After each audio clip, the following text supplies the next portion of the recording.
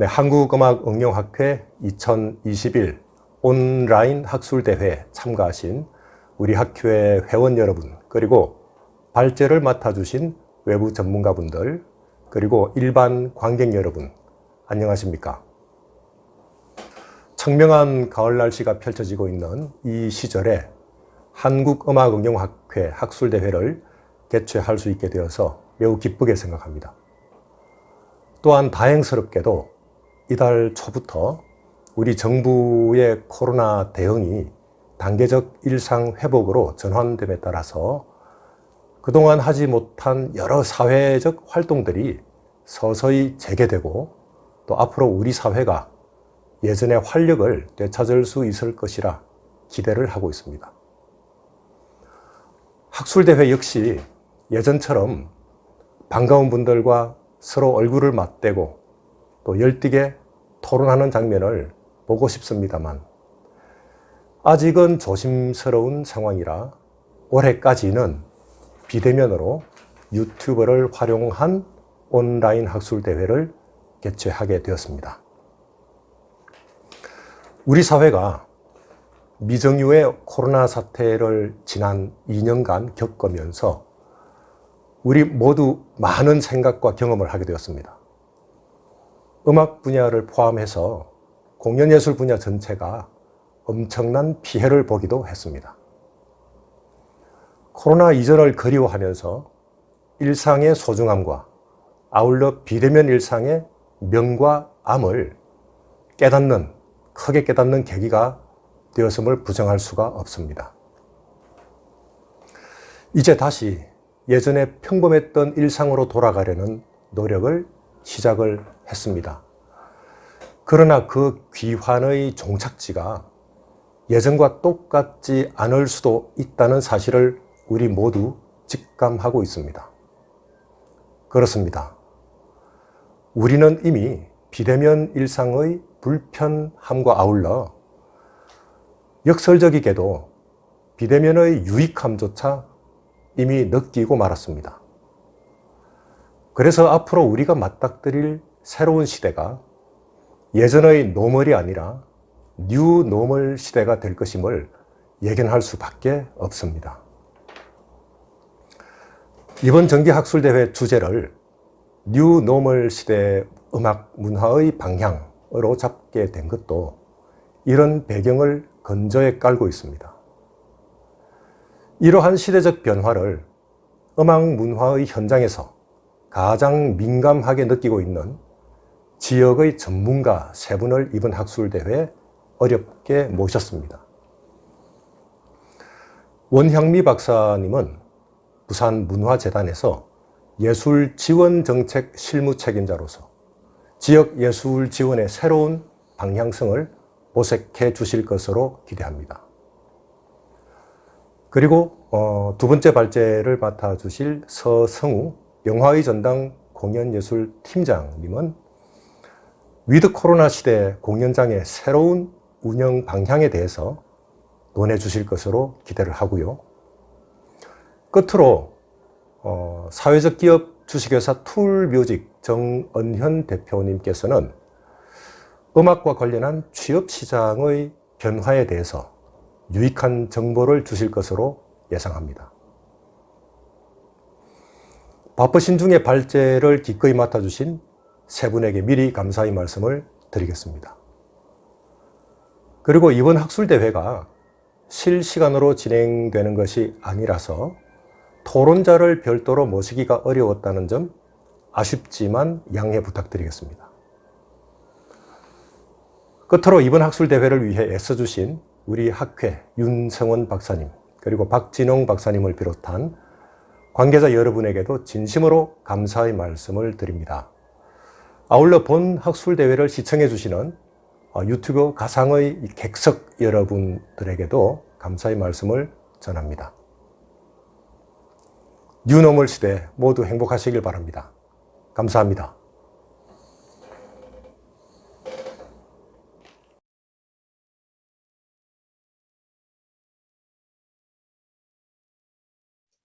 네, 반갑습니다. 저는 오늘 한국음악응용학회 온라인 학술대회 발제를 맡은 부산문화재단 정책연구센터 원향미 선임연구원입니다.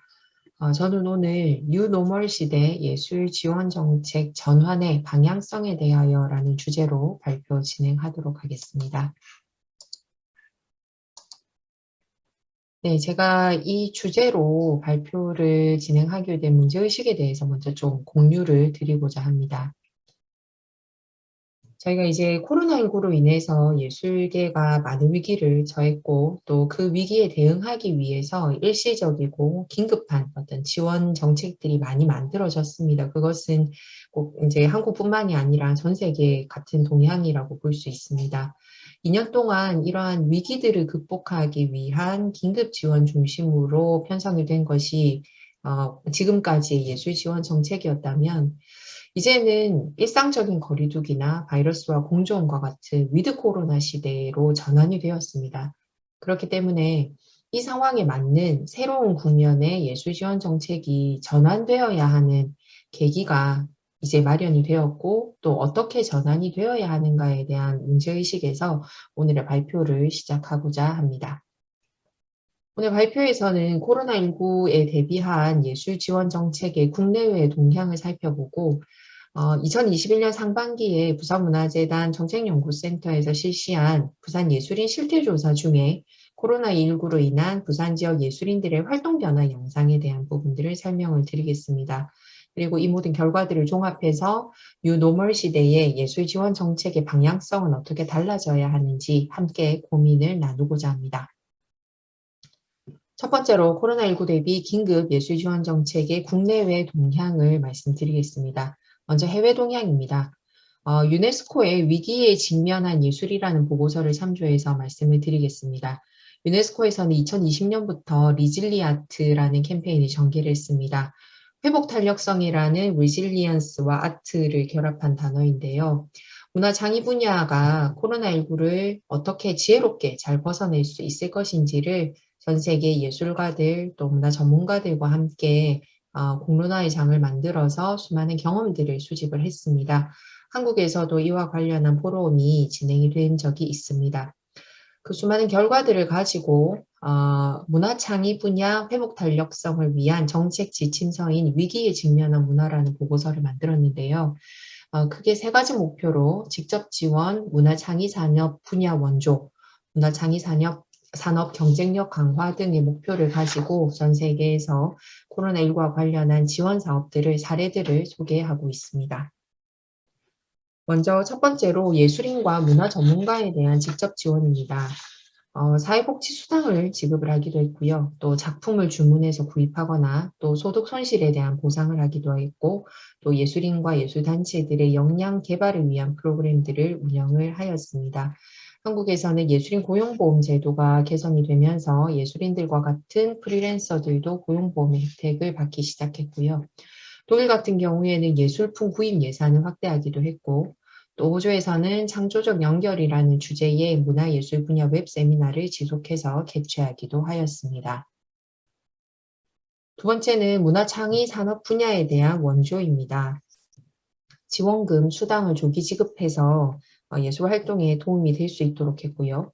또 의무 규정의 일시적인 완화를 지원하기도 했고 또 사업 중단으로 인한 손실을 보상하고 세금 및 사회 분담금을 완화했으며 또 수요 부양이라던가 대출 우대 그리고 기반 시설 및 설비 강화에 관련된 지원 조치들이 이루어졌습니다. 몇 가지 사례를 소개해드리면 프랑스 같은 경우에는 영화가 개봉된 이후에 온라인 출시를 위한 홀드백 기간이 있는데 그 기간을 좀 일부 축소를 하기도 했고요.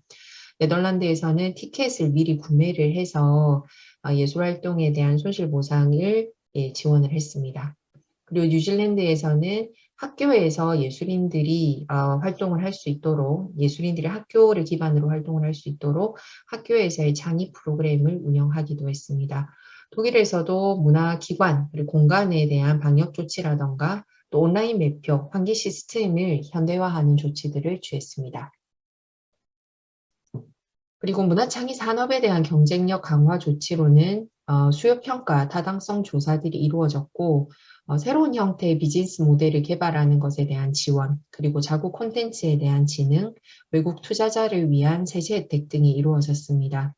영국에서는 문화의 회복과 쇄신을 위한 위원장이 따로 선임이 되었고 그 위원장을 중심으로 문화쇄신 대책본부가 출범하기도 하였습니다. 그리고 뉴질랜드에서는 비즈니스 모델이라던가 예술활동을 전환하는 것에 대한 지원을 이루었고요.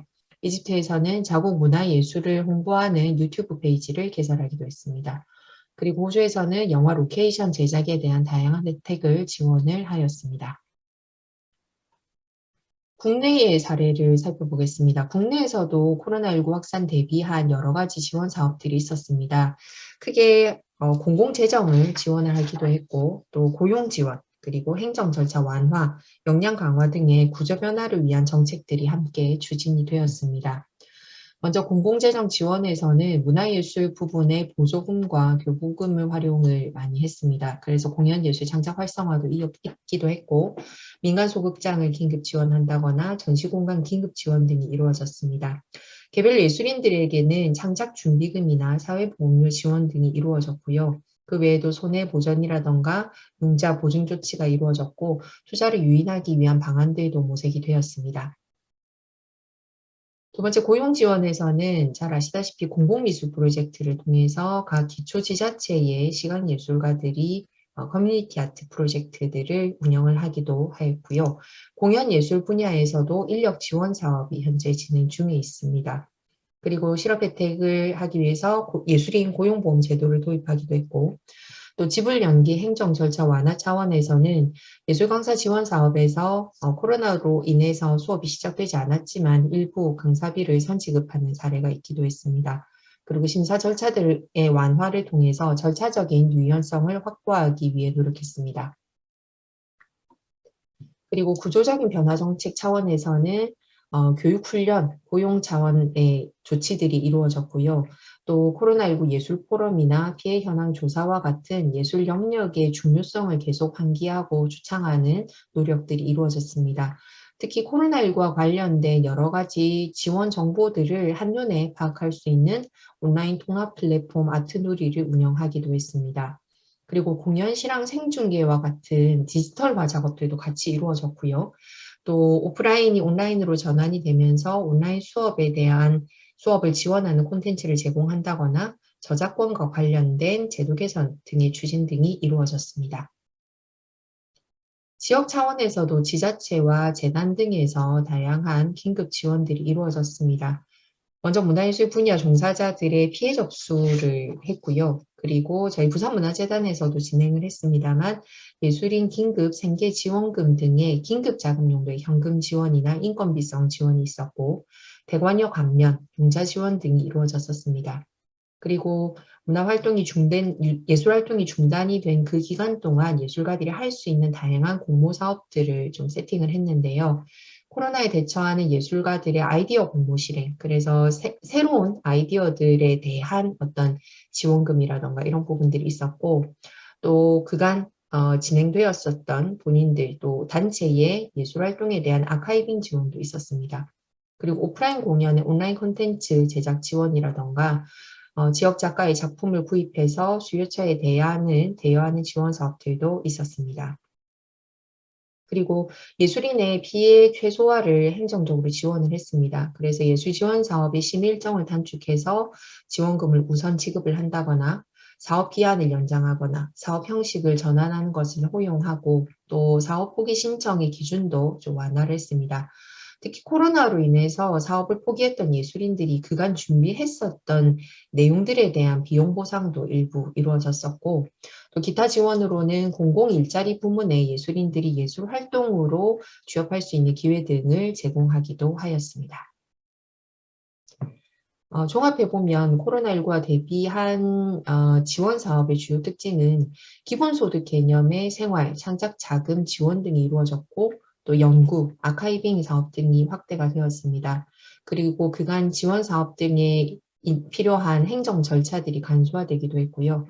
또 오프라인 중심으로 진행되었던 예술활동들이 비대면 온라인 예술활동으로 전환될 수 있는 기회들도 많이 제공을 했습니다.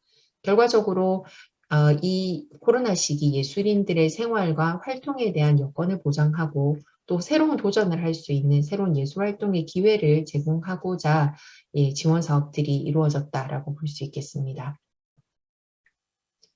그러면 코로나19로 인한 부산 예술인들의 활동 변화 영상을 한번 좀 살펴보도록 하겠습니다. 저희 상반기에 진행했었던 부산 예술인 실태 조사에서 부산 지역 예술인 2,000명을 대상으로 조사를 실시를 했고요.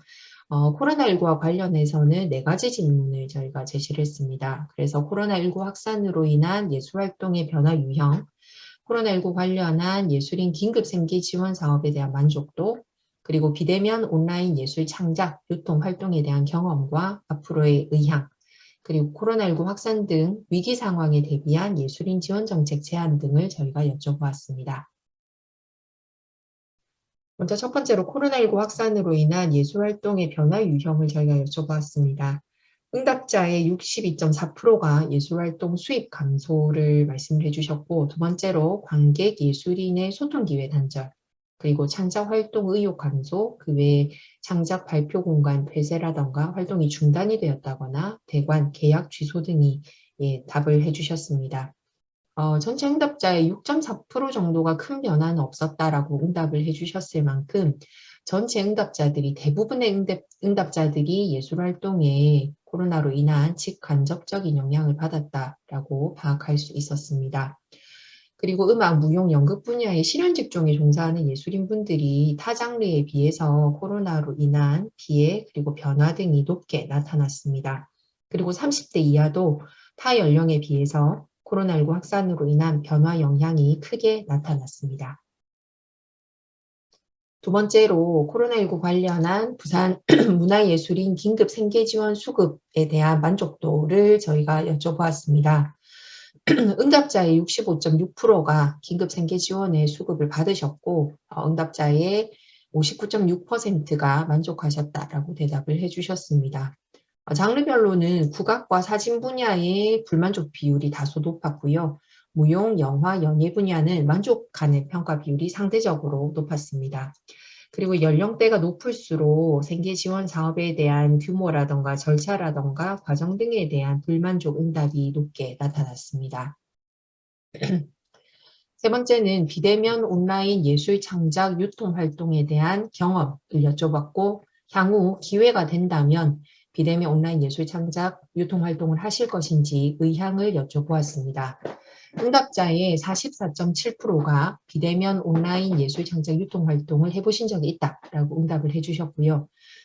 앞으로 비대면 온라인 예술 창작 유통 활동에 대한 의향을 여쭤보았을 때 응답자의 69.5%가 의향이 있다라고 답변을 해주셨습니다. 연령대가 낮을수록 또 미혼, 개인소득 수준이 높을수록 온라인 활동 경험이 있음 응답 비율이 높게 나타났고요. 영화, 연예 분야는 향후 비대면 온라인 예술활동 의향이 다른 장르보다 높게 나타났고 반면에 국악과 연극 분야는 상대적으로 낮게 나타났습니다. 그리고 연령대가 높을수록 활동 경험의 정도가 낮았습니다. 반면 온라인 창작 활동에 대한 의향을 여쭤보았을 때는 전 세대에 걸쳐서 의향 있음 응답이 고르게 분포된 것이 특징적이었습니다.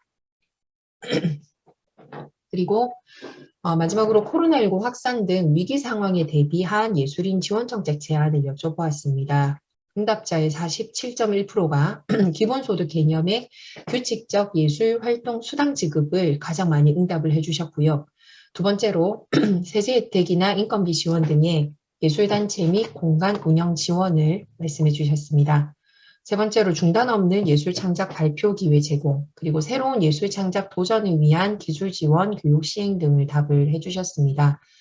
그러니까 이러한 이제 위기 상황이 왔을 때에도 예술 활동이 지속될 수 있는 여건 마련, 그 부분들에 좀 포커스를 맞추어서 응답을 해주신 것으로 판단이 됩니다.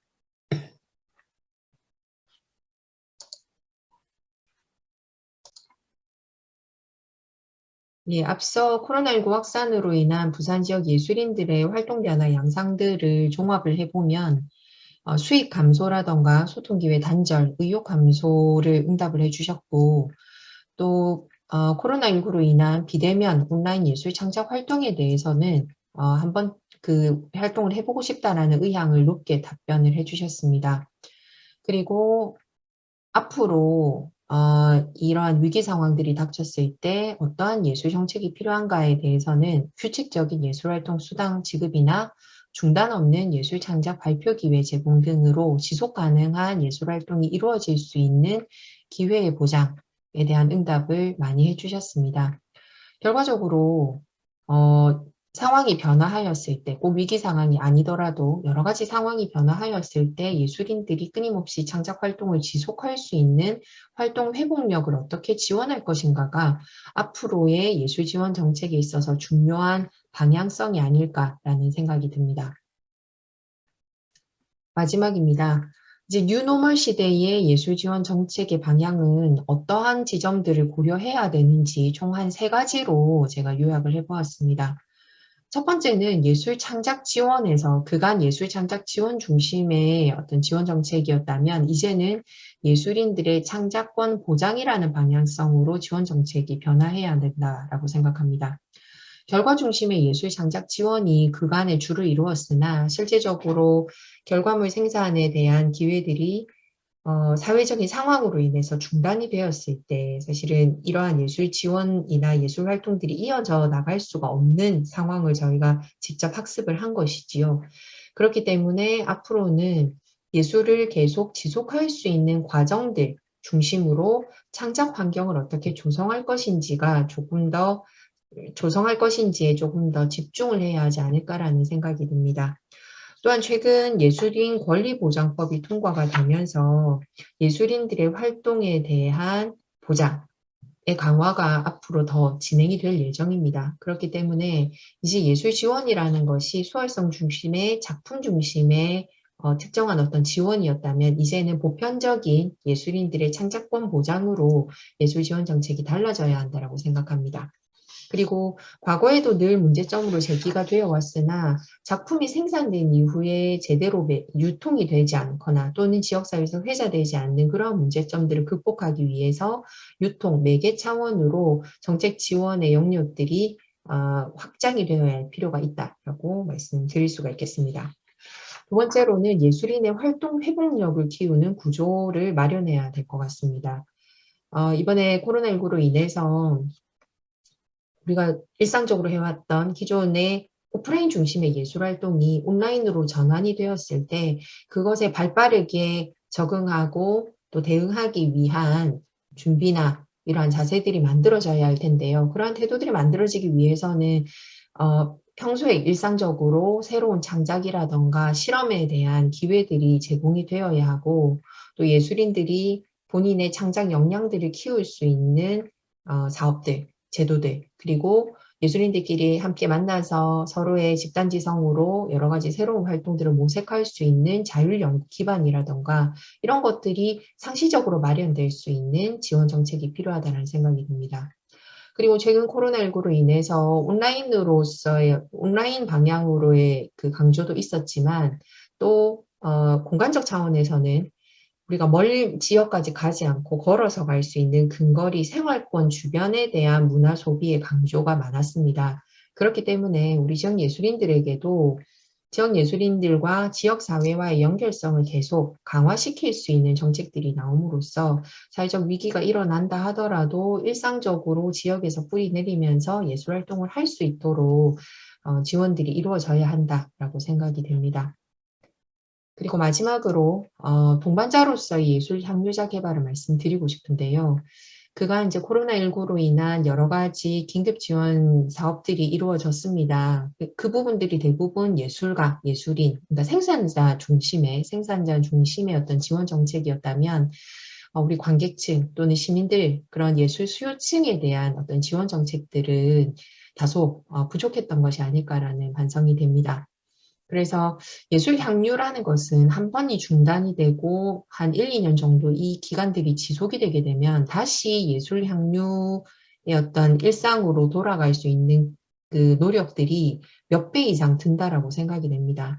그래서 이러한 예술 향유를 중단한 행위가 우리의 새로운 뉴노멀이 되지 않도록 저희가 좀 예술 향유층에 대한 적극적인 개발 이 부분에서 정책들이 좀 만들어져야 된다라고 생각이 됩니다. 그런데 이 과정에서 중요한 지점은 과거의 관객들 일회적인 소비를 하는 관객층이 아니라 이제는 지속적이고 다양한 형태로 예술인과 예술단체와 지역에 있는 예술가들과 관계를 맺을 수 있는 그러한 향유층들을 좀 더 두터이 발굴을 해야 된다라고 생각을 합니다. 이 말은 단순히 소비자와 생산자로 만나는 것이 아니라 서로의 일상과 생활과 어떤 지역과 공간들을 함께 공유하는 동반자로서의 한 축으로서, 한 동반을 할 수 있는 한 축으로서의 예술 향유자 발굴이 앞으로는 더 중요하지 않을까라는 생각이 들고요. 이를 위해서는 생활권 중심의 근거리 소비 환경에서 일어날 수 있는 다양한 예술 정보들이 제공이 됨으로써 우리 주변에 있는 지역에서 살고 있는 우리 마을에 있는 예술가들과 또 시민들, 주민들이 관계 맺음을 통해서 단단하게 사회 안전망과 문화 안전망을 구축할 수 있는 방향으로 예술 지원 정책이 변화가 되어야 한다라고 생각이 됩니다. 네, 여기까지가 제 발표고요. 앞으로 코로나19로 인한 긴급적인 어떤 위기가 이제는 하나의 기회가 되어서 새로운 차원의 전환이 좀 많이 이루어졌으면 좋겠고, 예술 지원 정책에서도 그러한 부분들에서 뒤처지지 않고 발빠르게 대응할 수 있는 구조, 시스템 마련이 중요하다라는 생각이 됩니다. 예, 발표 여기서 마치도록 하겠습니다. 끝까지 들어주셔서 감사합니다.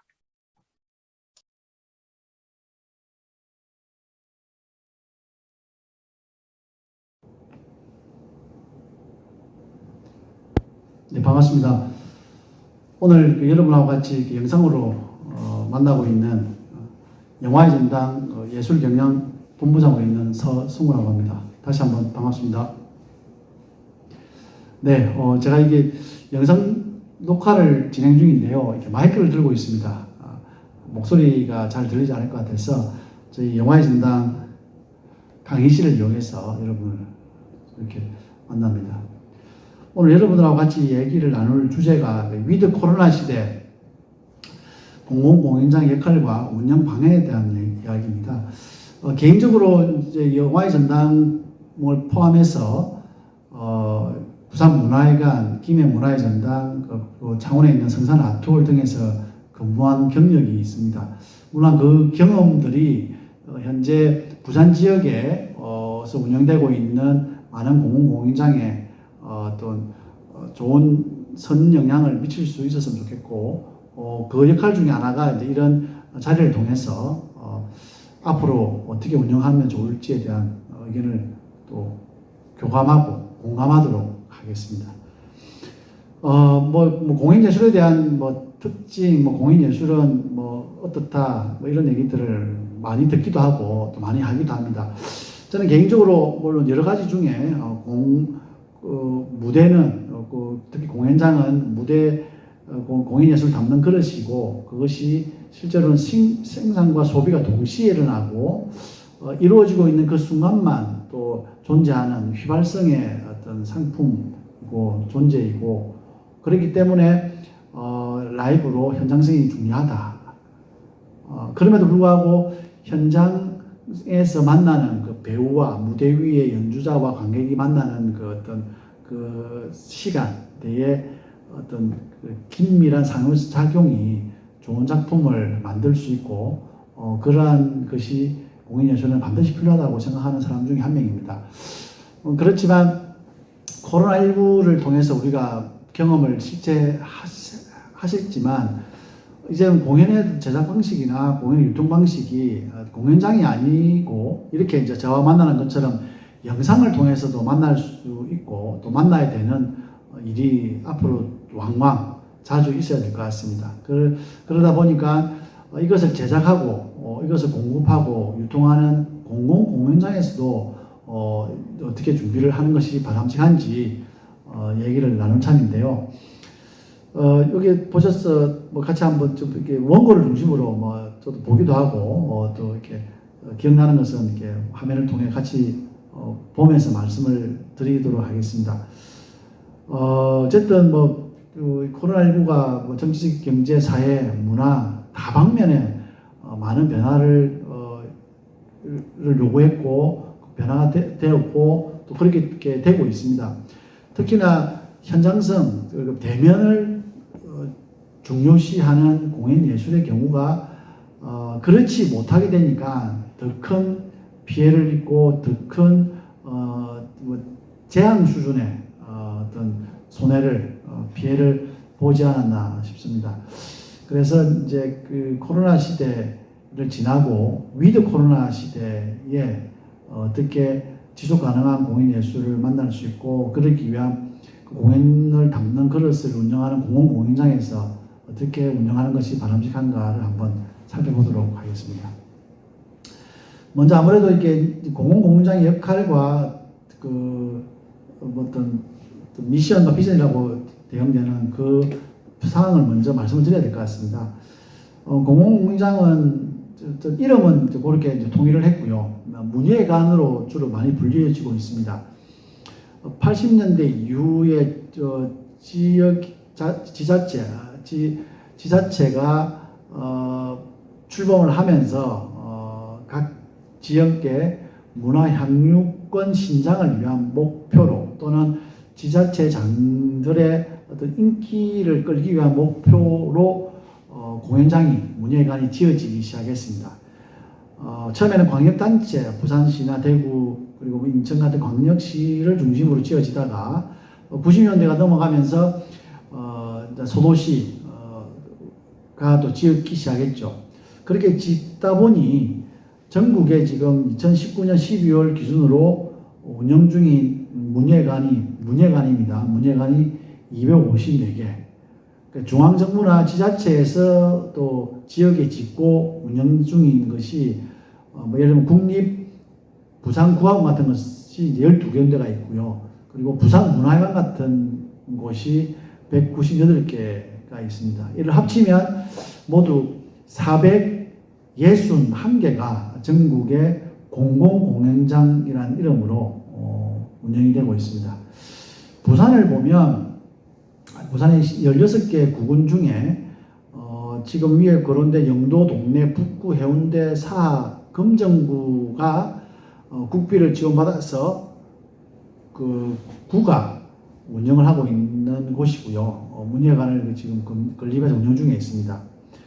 그리고 부산시가 국비를 받아서 운영을 하고 있는 것이 부산문화회관, 부산시민회관, 지금 이제 제사법인으로 운영이 되고 있는 곳이고요. 그리고 민주공원에도 공연장이 하나 있습니다. 소극장이 있는데 그 공연장도 문예관으로 지금 등록이 되어 있습니다. 영화의 전당도 국비를 지원받아서 부산시가 건립을 했고 지금은 재단법인이 운영을 하고 있죠. 그리고 이제 부산에도 국립국악원 같은 또 국가에서 직접 짓고 국가가 운영하고 있는 공연장도 있습니다. 부산 진구에 있고요. 교육부로부터 예산을 지원받아서 운영하고 있는 것이 이제 학생예술문화회관이 북구에 지금 건립 운영 중에 있습니다. 그리고 2023년 개관을 목표로 강서구에 낙동강 아트홀이 지금 건립 중에 있고요. 2024년 개관을 목표로 오페라 하우스와 부산국제아트센터가 지금 건립 중에 있습니다. 이것들이 다 지어지게 되면 부산도 명실상부 문화도시로 갈 수 있는 또 인프라가 완전 구축이 되었다라고 얘기할 수 있습니다. 이게 이제 문예관 역할을 각 지자체마다 또는 각 재단법인에서 운영하는 곳마다 미션과 비전에 따라 여러 가지 역할을 좀 이렇게 세분화하고는 있는데 크게 한 3가지 정도를 한번 정리를 해봤습니다. 먼저 문화 향유권 신장이 가장 크겠죠.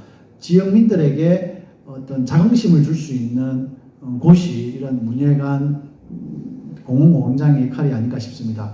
무슨 얘기냐?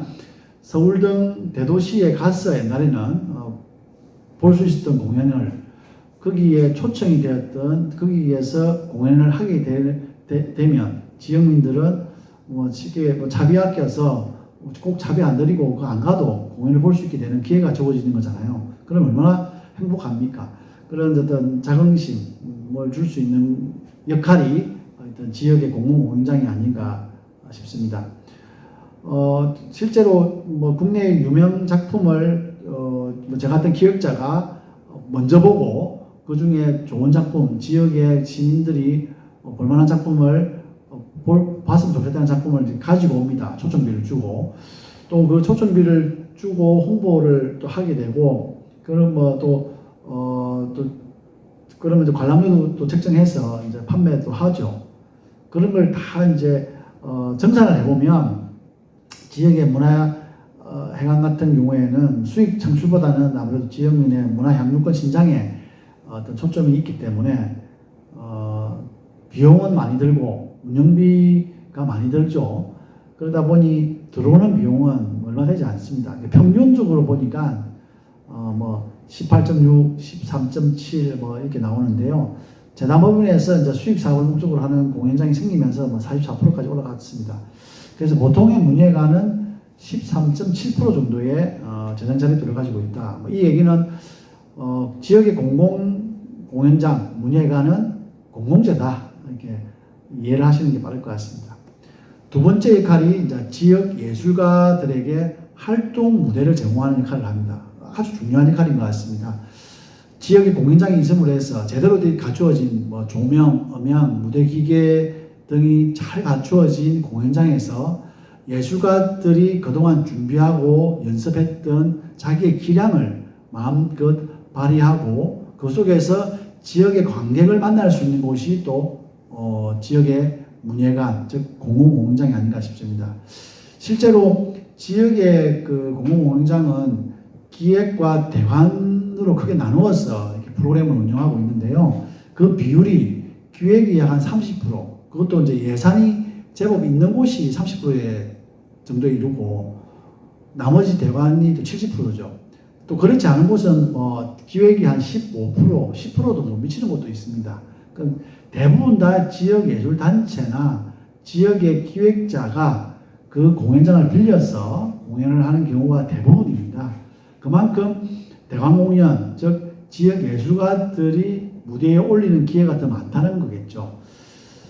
저희들이 이제 공연장을 운영하면서 그 공연장의 정체성에 대한 얘기를 많이 합니다. 그 정체성을 확보하기 위해서 기획 공연의 어떤 내용과 기획 공연의 어떤 형식을 많이 따지기도 하고 그 미션과 비전에 따라서 또 이렇게 바뀌기도 하는데 실제 그것이 뭐 아무리 커도 30%밖에 안 되잖아요. 근데 그만큼 대관공연이 공연장의 정체성을 확립하는 데 큰 영향을 미칩니다. 그래서 기획 공연만으로 공연장의 정체성을 만들기 힘든 정도의 재정 상황이라면 대부분 그렇지만 대관 공연을 같이 기획을 할 수 있는 기획 대관을 할 수 있는 단순하게 행정과 기술 지원만 할 것이 아니라 그 프로그램을 만드는 과정에도 개입이 되면 좋지 않겠나 생각을 합니다. 세 번째로 그 공공공연장의 역할은 문화복지에 기여한다고 할 수 있겠습니다. 지역의 독지가나 지역의 어떤 기업으로부터 티켓을 기부를 받아서 문화 소외 계층에 계신 분들을 초대하는 형식으로 그들에게 공연 관람의 기회를 제공함으로 해서 많은 복지 혜택을 줄 수 있는 곳이 또 공공공연장이 아닌가 싶습니다. 이러한 세 가지를 각 지역에 있는 문예관들이 나름의 어떤 미션과 비전에 따라 충실히 이행을 해오다가 난데없는 코로나19를 물론 과거의 사스와 같은 경우에 또 공연은 진행했지만 이번처럼 공연이 중단되는 경우가 없었기 때문에 난데없는 이라는 표현을 했습니다. 난데없는 사태를 맞이하게 됩니다. 정말 이런 경우가 없었죠. 공연이 진행되다가 수독되는 경우가 비일비재했고 그 당연한 것처럼 생각이 되는 상황들이 많았습니다. 가장 처음에 장면 1이라고 되어 있는데요. 우한에서 출발했던 그 어떤 폐렴 환자가 나오기 시작했다. 그 기사가 나오면서 공연기가 위축되기 시작했습니다. 저희가 이제 과거에도 그런 경험을 했잖아요. 사스가 났을 때도 공연이 잠시 중단되기도 했기 때문에 이제 이동이 이제 제한이 될 거라고 생각을 해서 위축이 되었고 그것이 이제 세계보건기구가 발표를 하면서부터 아예 이제 어떤 투어 공연이 취소되기 시작했습니다. 아시아를 끼고 중국을 포함한 아시아, 한국, 일본 등에서 공연하기로 했던 유럽발, 미국발 공연 등이 이제 대거 투어가 중단되었죠. 한국에서는 그 당시에 그 내한 공연 예정이었던 미국 보스턴 심포니 오케스트라 공연이 투어 중단 발표를 하게 됩니다. 그때부터 이제 고립되기 시작했습니다. 국제화 시대에 서로 연결된 어떤 공연 네트워크가 전 세계 공연계가 처음으로 스톱이 되는 상황이 발생합니다. 이러한 상황이 발생을 하게 되고 또 저희 그 한국에서도 문체부에서 국립중앙극장이나 또 국립극장 등 국립예술단체의 공연을 잠정 중단하게 됩니다. 이 발표 이후에 전국에 있는 문예관, 그 공공공장의 공연이 중단이 되고 취소를 하고 연기를 하고 시립예술단의 공연이 이제 중단되기 시작했죠.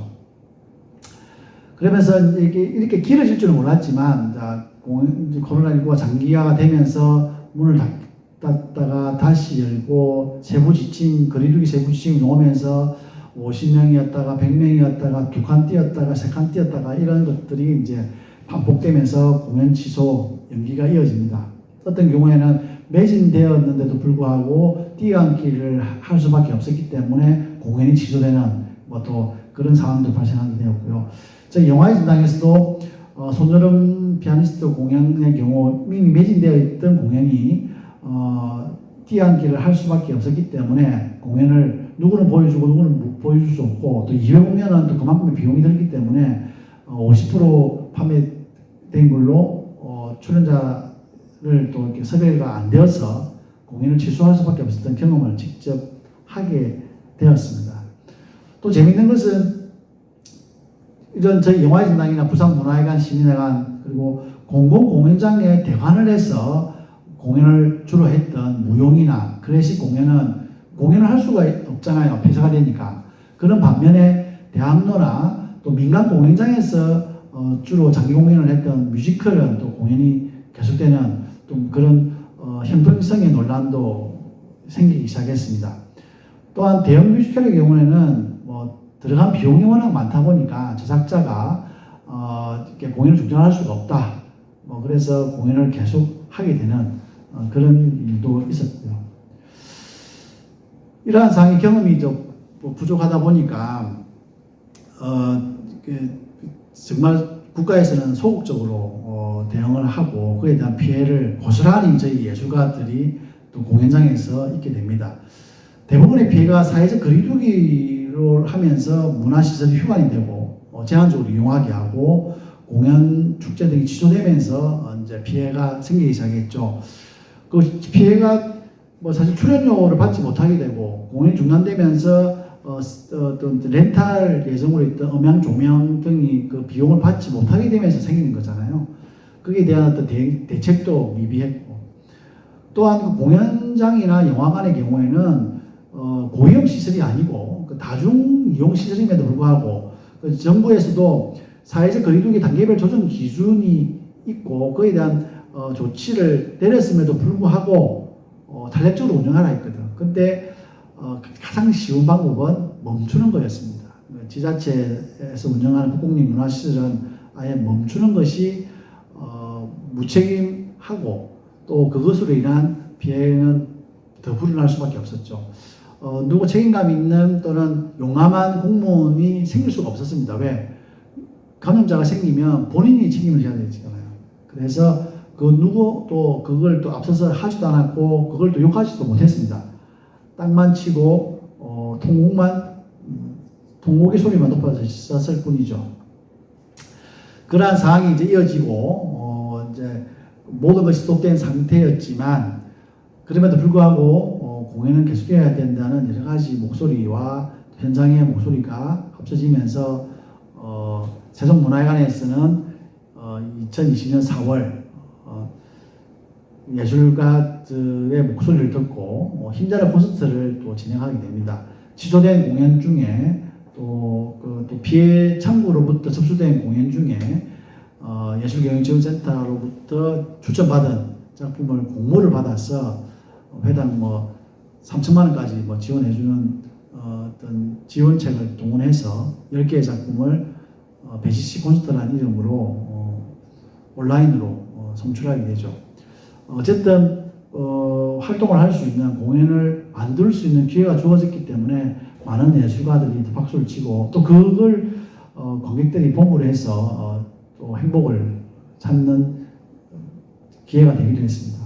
부산에서도 부산문화회관이 부산시립예술단을 에서 또 만든 작품을 배시시 콘서트라는 이름으로 올렸는데요. 부산문화회관도 2월 23일부터 또 공연장이 폐쇄했죠. 저희 영화제단도 비슷한 시기에 아예 공연장을 문을 열지를 못했습니다. 어쨌든 시립예술단이 있는 예술가가 있는 회관 또는 공공공연장에서는 이렇게라도 작품을 만들어서 이거는 이제 시민들에게 관객들에게 이러한 어떤 고통에서 벗어날 수 있는 행복감을 주기 위한 노력으로 이러한 프로그램을 진행을 했고요.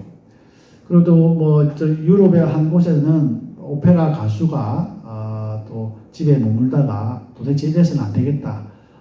주변에 계신 많은 분들에게 뭐 꿈과 희망을 주자 하는 차원에서 베란다에서 노래를 부르고 그 베란다에서 나오는 소리에 감동받은 또 다른 베란다에 계신 관객들이 유튜브에 올려서 사진으로 전송된 그런 어떤 감동적인 장면도 유출되기 시작했죠. 많은 사람들에게 희망을 줄 수 있는 것은 문화예술이다라는 목소리가 커지기 시작했습니다. 집에 머무는 시간이 이제 이렇게 길어지면서 거리는 유지하되 서로의 어떤 감정은 또는 심리적인 거리는 좀 좁히자는 차원에서 각자가 발코니에서 노래하고 춤을 추고 또 악기를 연주하는 모습들이 자연스럽게 유튜브로 또 보여지면서 감동을 주는 장면들이 많이 나오기 시작했습니다.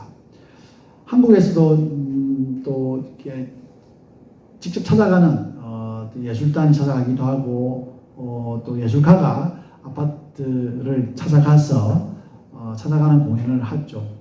소리에 그 아파트에서 올려지는 공연을 또 진짜 베란다에서 지켜보면서 행복감에 젖는 관객들의 모습을 우리가 언론을 통해서 유튜브를 통해서 직접 만나기도 했습니다. 이러한 과정을 거치면서 이제 지난 11월 1일부터 위드 코로나 시대를 한국에서도 이제 선포를 하고 단계별로 지금 진행 중에 있습니다. 앞으로도 이제 어떠한 상황이 생길지 예측할 수가 없습니다. 갑자기 감염자가 늘어나게 되면 또다시 반복적으로 공연장을 폐쇄할 수도 있고 또 거리두기를 더 강화하게 될 수도 모릅니다. 그럼에도 불구하고 지금 이제 상황을 어떻게 극복할 것인가를 다시 한번 고민할 수 있는 그 시간을 우리가 지금 보내고 있는데요.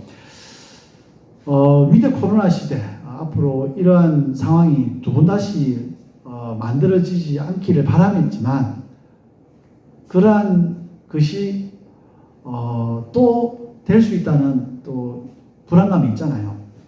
그래서 이제는 공연장이 아닌 곳에서의 공연, 또 공연장에서의 관람이 아닌 다른 방법의 관람도 고민을 해야 될 것 같습니다. 공연을 제작하고 유통하는 방법이 또 다양해져야 될 것이 같고요. 공연장이 유일무이한 어떤 공연 유통의, 공연 소통의 장소가 아닐 수 있다는 것을 좀 생각을 해야 될 것 같습니다. 물론 저는 반드시 공연을 라이브로 봐야 제맛이다. 그 소통이 거기서 이루어진다라고 생각하는 사람이지만 그걸 고집하다가는 더 큰 코를 다칠 수 있을 것 같아서 이런 얘기를 하는 겁니다. 그래서 공연을 소비하는 장소가 공연장이 아닐 수도 있다는 것을 전제하고 공공공연장에서 앞으로 그럼 어떻게 운영할 것인가를 미션과 비전을 재정립할 필요가 있지 않겠나. 그에 맞는 또 콘텐츠의 질적 개선도 필요로 할 것 같습니다.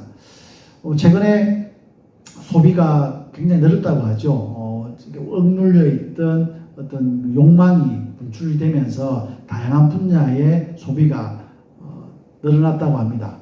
그들 중에 또 실버 관객들도 있고 또 혼자서 보는 공연 관람객도 있고 또 이후에 이제 여행이 자유롭게 되면서 중국에서 엄청난 관광객들이 또 넘어올 수가 있고 이러한 수요자의 니즈들을 충분히 파악을 하고 공연장 운영 방향에도 도입할 필요가 있을 것 같습니다.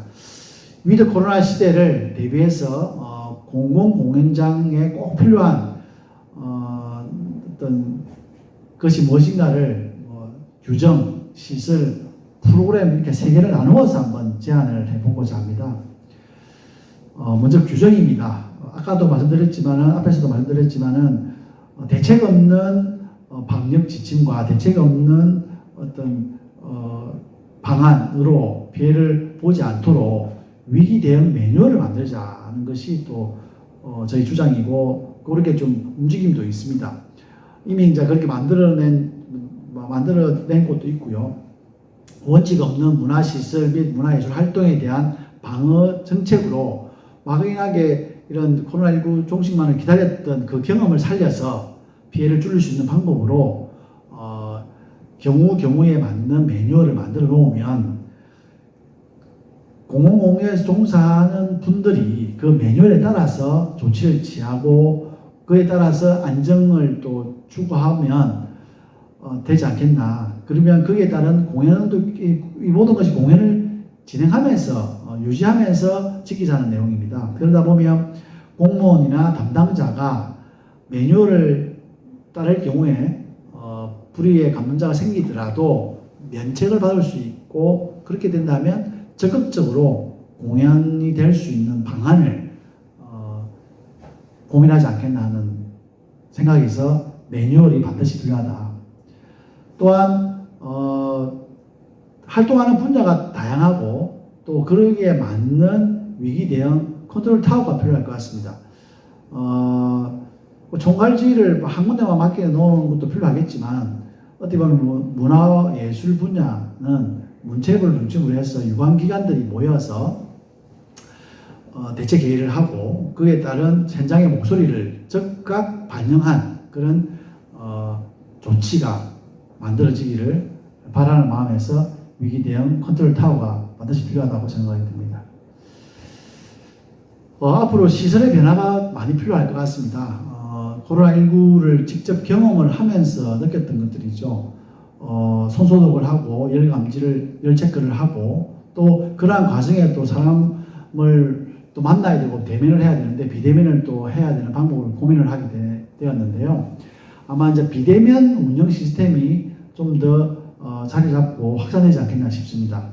공연장을 방문했을 때 공연 안내원이나 또 매표 시스템에서 매표를 하는 분들과 직접 만나지 않고 우리가 KTX를 타면 모바일 티켓으로 자리를 앉으면 되듯이 그런 스마트 티켓, 모바일 티켓을 운용하고 또 거기에 따른 스마트 시트를 운영하는 방법이 많이 늘어날 것으로 봅니다. 현재 모바일 티켓 시스템은 곧 개관할 그 코엑스 아티움이 운영할 예정이고요. 이미 또 스마트 시트는 서울 예술의 전당과 함안에 있는 함안문화예술회관 그리고 영화관에서 멀티플렉스관에서 운영이 되고 있습니다. 아마 그것이 참고가 되어가지고 비대면 운영 시스템이 이제 확산되지 않겠나 싶습니다. 앞에서 계속 얘기했던 여러 것 중에 유통의 다양화 그리고 공연장에서의 관람뿐만 아니라 영상을 통해서도 볼 수 있다는 그 가능성, 그 필요성에 대한 얘기도 했습니다. 처음부터 저는 공연 영상화를 하는 것은 단순 기록의 기록일 뿐이지 절대 대체할 수 있는 것은 못 된다라고 주장하는 사람 중에 한 명입니다. 하지만 보완제로서의 역할로 이런 영상화 종합 제작 스튜디오가 필요하다고 생각이 듭니다. 형식도 변하고 또 보관하는 방법도 변하고 또 공인예술단체가 어떤 필요에 의해서 그 기록을 또 해야 될 때 이런 스튜디오를 이용하면 참 좋을 것 같다는 생각에서 종합제작 스튜디오가 각 지역마다 거점으로 만들어지기를 바랍니다. 물론 그 장비를 준비하고 이게 구매를 하는데 비용이 많이 든다고 합니다. 그래서 100% 거기에 맞도록 준비할 것은 365일 아주 전문적으로 그 스튜디오를 활용할 수 있는 컨텐츠가 있을 때는 필요하겠지만 대부분의 공연장에서는 이런 것을 운영할 수 있는 PD 인력이 있으면 좋지 않겠나 하는 의견도 같이 드립니다. 두 번째 보시면 코로나 시대를 슬기롭게 이겨나가기 위해서는 공연 영상물 송출을 위한 준비가 필요하다. 이걸로 말씀을 대신하고 싶습니다. 네, 실제로 또 예술의 전당에 또 공연 영상화 종합 제작 공간을 만들겠다고 문체부에서 발표도 했고요. 부산에서도 부산일보의 기사에도 이런 공연장이 필요하다, 이런 스튜디오가 필요하다는 또 기사를 본 적이 있습니다. 개인적으로는 부산에는 영화의 전당이 이런 촬영 스튜디오로도 가장 적합하지 않느냐. 영화 촬영 장비와 그리고 스태프들, 인력도 있고 또 하늘연 극장 같은 훌륭한 공연장이 있기 때문에 활용하면 좋겠다는 의견을 드립니다. 그리고 공연 영상물을 또 유통하는 형식도 스트리밍이 있고 또 영화관을 통해서 보여주는 형태가 있습니다. 장단점이 다 있는데요. 대표적으로 뉴욕 메트로폴리탄에서 만들어서 운영한 매트 라이브 공연이나 내셔널 시어터 영국의 국립극장에서 운영한 작품들은 영화관에서 공연을 보여줬죠. 그리고 베를린 필하모니 오케스트라 같은 경우에는 이제 스트리밍으로 실시간 또는 녹화된 것을 이렇게 인터넷으로 바로 보여주기도 했습니다. 차이가 분명히 있습니다. 보통의 경우는 스트리밍보다는 녹화를 해서 언제든지 볼 수 있도록 하는 것이 또 이렇게 더 효과적으로 운용할 수 있지 않겠나 생각이 개인적으로 갖고 있고요. 메트로폴리탄과 내셔널 시어터의 어떤 결과물에 대해서는 또 참고해 주시기 바랍니다. 오페라는 비싸서 영상으로 거치고 연극은 저렴하기 때문에 영상으로 본 사람들이 또 라이브 공연으로 왔다는 그런 얘기입니다. 세 번째 이제 프로그래밍입니다. 여기서 주장하고 싶은 내용은 공공공연장에서 아까도 말씀드렸던 내용인데요. 유통 또는 기획을 하는 여러 가지 방법이 첫 번째가 국내의 우수 작품을 완성된 작품을 비용을 주고 초청하는 방법이 있고 또 민간 예술단체와 공동으로 제작해서 시민들에게 관객들에게 보여주는 방법이 있고요. 세 번째가 제가 인근에 있는 그 공공공연장과 협력을 통해서 작품을 공동 제작해서 또 이렇게 구매하는 기획하는 방법이 있습니다. 세 가지 다 외부 의존적인 형태인데요. 자체 작품이라고 보기는 좀 애매합니다. 그래서 지역에서 시립예술단을 운영하고 있는 부산 문화회관 같은 경우를 제외하고는 예술단이 없지 않습니까? 그러면 지역에 활동하고 있는 예술가와의 협업을 통해서 연대를 통해서 우리 극장을 대표하는 공연단체, 무슨 그게 상주단체로도 되어 있기도 하지만 단체를 좀 여러 개 장르별로 만들어서 협업을 통한 작품 활동을 하면 좋지 않겠나 하는 내용이고요. 그 이유는 그렇습니다. 코로나19 이후에 이동이 제한된 상황에서 지역의 로컬 연주자들이 많은 박수를 받고 또 스타로 또 탄생하기도 했다는 내용인데요. 이동이 제한됨으로 해서 지역을 둘러보는 기회가 되었다. 그 지역을 둘러보니까 정말 훌륭한 예술가와 훌륭한 공연장이 있더라를 알았다. 알게 되었으니 이것을 잘 활용하여 작품을 만들고 공공공연장에 대표할 만한 또 레파토리로 만들 수 있지 않겠나 하는 그 내용입니다. 연극, 무용, 국악 다양한 분야의 창작 활동을 펼치고 있는 예술가들의 초청 공연도 가능하고요. 그들과 공동 제작 방식으로 작품을 준비해 두면 코로나와 같은 상황이 발생했을 때 언제든지 그것을 영상 스트리밍이나 중계를 통해서 또 지역민들에게 보여드릴 수 있는 기회가 많아지지 않겠나. 즉 자연재해를 대비해서 비상식량을 비축하듯이 지역의 예술가들과 협업을 많이 하자, 이런 내용으로 정리를 해봤습니다.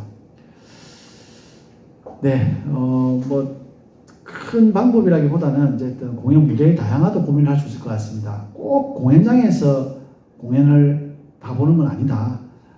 물론 이게 영상으로 찍은 것을 TV를 통해서 유튜브를 통해서 스트리밍으로 스마트폰으로 볼 수도 있지만 공연장이 아닌 지붕, 야외 광장 그리고 영화 그 공연장 이외의 장소에서도 공연을 볼 수 있는 그런 실험적인 형태를 좀 한번 시도해 보자 그런 내용입니다. 공연장에서도 제작 과정이나 또 리허설도 오픈을 할 수 있는 방안도 연구하고 루프 음악회나 야외 퍼포밍 아트를 통한 어떤 접점, 관객과 접점을 많이 만들므로 해서 공연장에 식구가 오고 언제든지 와도 볼거리가 있는 그런 장소로 거듭나는 것이 필요하다는 내용으로 정리를 해보았습니다. 네, 주저리 이렇게 말씀을 드려봤습니다. 그 공공장의 어떤 역할과 현황도 말씀을 드렸고요. 코로나19 상황에서 벌어졌던 일들도 한번 공감을 했고, 그리고 위드 코로나 시대에 공공장이 어떻게 하면 관객들로부터 사랑받을 수 있을지를 제 방식대로 한번 정리를 해봤는데요. 최근에 그 기사에 보니까 하반기에 그 기대되는 공연 중에 치킨 앤 하이드가 거의 매진 상태로 지금 운영이 되고 있다고 합니다. 그리고 국립발레단의 주얼스도 5회차 공연이 매진이 되었고요. 최근에 오픈하는 많은 것들이 또 매진 사례를 보이고 있다고 합니다. 백신 접종이 확대가 되면서 소비 열풍이 지금 소비가 폭발하고 있다는 내용과 무관하지 않을 텐데요. 관객들은 찾고 있습니다. 좋은 작품도 찾고 좋은 컨텐츠를 찾고 있습니다. 공공공연장에서 지역 예술가들과 협업을 통한 좋은 작품들을 만들 수 있고 만들어내야 되고 그러한 것들이 준비되어 있으면 관객들을 언제든지 만날 수 있을 것 같습니다. 무관중으로 온라인으로 공연을 통해서 채울 수 없었던 그 목마름을 여러분들과 함께 해소를 해야 되는 시점인 것 같습니다. 공공공연장에서 이러한 수요를 미리 준비하고 있음으로 해서 경쟁력을 갖출 수 있을 것 같고요. 무엇보다 어쨌든 프로그램을 많이 갖고 있음으로 해서 관객을 언제든지 만날 수 있는 비축된 식량, 준비된 컨텐츠가 경쟁력을 가질 수 있지 않겠나 싶습니다. 네, 코로나19를 에서 배운 경험과 그리고 어떻게 보면 아픔을 잘 승화해서 더 좋은 기회로 만들었으면 좋겠습니다. 직접 배웠으면 또 지령답을 통해서 저 경험을 또 공유할 수 있었을 텐데요. 그 아쉬움을 뒤로하고 조금 부족한 부분들은 저한테 또 개인적으로 연락해 주시면 또 성실하게 답변할 수 있도록 하겠습니다. 오늘 기회를 주셔서 너무 감사하고 공연장에서 뵙도록 하겠습니다. 고맙습니다.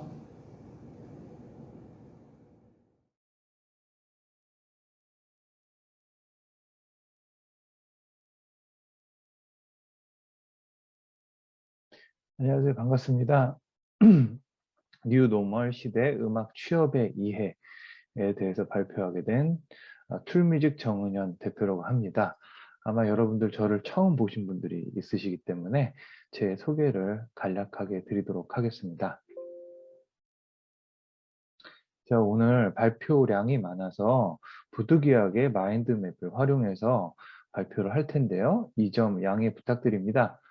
예, 그래서 저는 중앙대학교 피아노과를 졸업했고요. 대학원에서는 피아노 페다고지를 박사 수료를 했는데 음악학 박사를 수료했습니다. 저는 굉장히 다양한 공연과 음반을 제작을 했고요. 또 학교에 많은 다양한 기관에서 근무를 했고요. 특별히 작년에 음대생 진로 전략서를 제가 출간을 했는데 이따 짧게 말씀드리겠습니다. 그래서 저는 현재 서울시 사회적 기업 주식회사 툴뮤직의 대표로 이사로 일하면서 서울사이버대를 비롯한 아주 다양한 학교에서 학생들을 지도를 하고 있고요. 제가 특별한 것은 음악 분야, 문화예술 분야에 멘토가 없잖아요.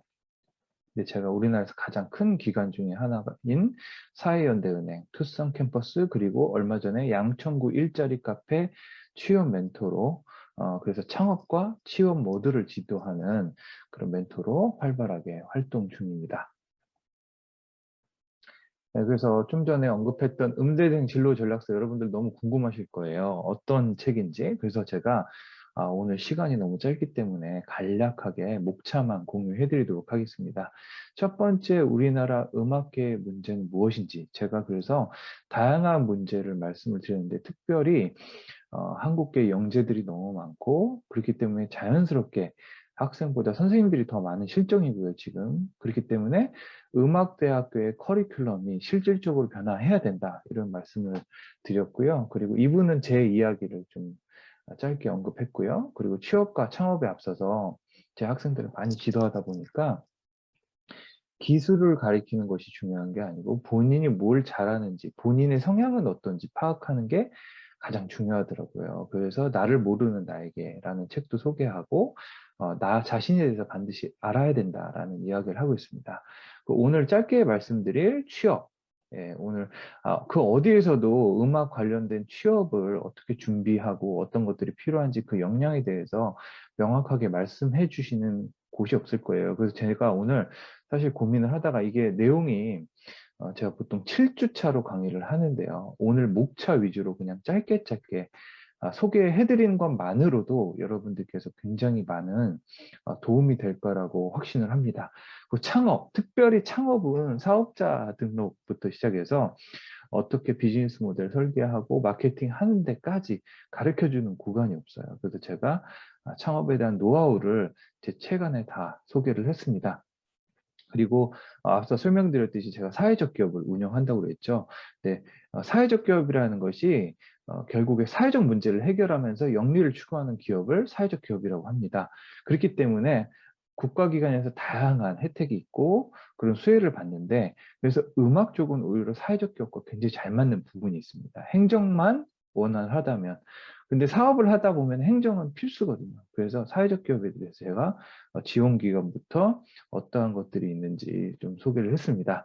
그리고 마지막으로 이제 음대생들도, 그리고 음대생을 졸업한 친구들이 진로에 대해서 논의할 기간이 필요하겠죠. 그래서 음악과 진로 진흥협회에 대해서 제가 소개를 하였습니다.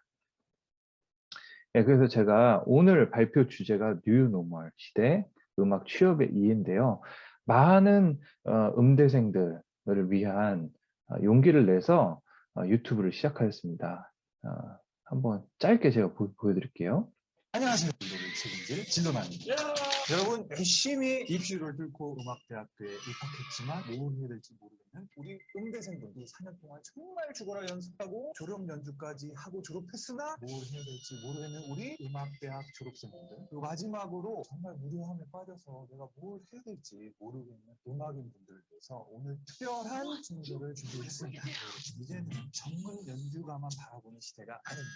이 주변에 보시면 천재가 넘쳐나죠. 국제 콩쿠르는 스팸 메시지와도 같습니다. 동의하십니까, 여러분? 그 다음에 창작 활동으로만 우리가 생활을 이어가기는 거의 불가능하다. 그래서 여러분 반드시 취업 창업에 대한 이야기를 할 수밖에 없는데요. 취업에는 슬프지만 적정 연령이라는 게 있어요, 여러분. 저보다 나이 많은데 제가 뽑을 수가 없잖아요. 그렇기 때문에 여러분의 과정이 필요합니다. 그럼 여러분들 이렇게 질문하시겠죠. 음악계에도 인턴십이 많이 있나요? 무지 많습니다. 하반기에 아주 대규모 채용이 예정되어 있는데요. 문화체육관광부와 네, 이런 식으로 해서 제가 음대생들을 위한 문화예술 분야 친구들을 위한 취업 관련, 창업 관련 콘텐츠를 만들었습니다. 그래서 유튜브에 진로남이라고 이렇게 검색을 하시면 이 영상들을 취업 특별편도 제작했으니까요. 한번 보시면 도움이 많이 될 것 같습니다.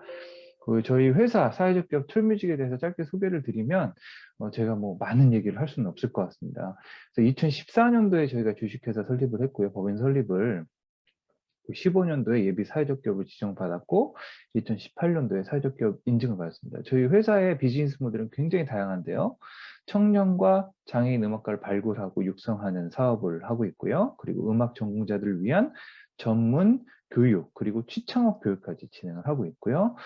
또 공간 사업을 하고 있습니다. 그래서 예술공작소 툴이라는 브랜드가 저희 회사 브랜드고요. 로로스페이스와 우인 아트홀을 저희가 위탁 운영을 하고 있습니다. 그래서 굉장히 특별한 회사죠. 특이한 회사죠. 자, 그렇다면 뉴 노멀 시대가 오늘의 화두인데요. 어떠한 이슈들이 있는지 한번 살펴보겠습니다. 찾아보니까 이로운넷이라고 사회적 경제 쪽에서 굉장히 정리를 잘 해놨더라고요. 그래서 제가 짧게 소개해드리면 뉴 노멀 시대라는 것이 짧게 한번 보겠습니다. 새로운 경제 질서를 의미하는 말이라고 합니다. 그래서 2008년 글로벌 금융위기 이후에 등장했다고 하고요. 우리는 코로나19 세계적 대유행으로 의미가 확장됐고 또 널리 펴졌다. 그래서 우리가 작년에 보시면 코로나로 인해서 정말 세상이 너무나 바뀌었습니다. 말하자면 비대면 시대로 됐고 지금 위드 코로나 시대에 왔지만 사실은 언제 악화가 돼서 또 비대면 시대로 갈지 아무도 예측할 수가 없고요. 요즘에 환경적인 이슈들이 너무 민감하게 작용되고 있기 때문에 우리가 항상 비대면 세상을 준비를 해야 된다. 그래서 여기서 제시했던 키워드는 다음과 같습니다. 5G 연결, 사물 인터넷 센서, 인공지능 기반 분석 및 로봇 솔루션 등 기술 혁신.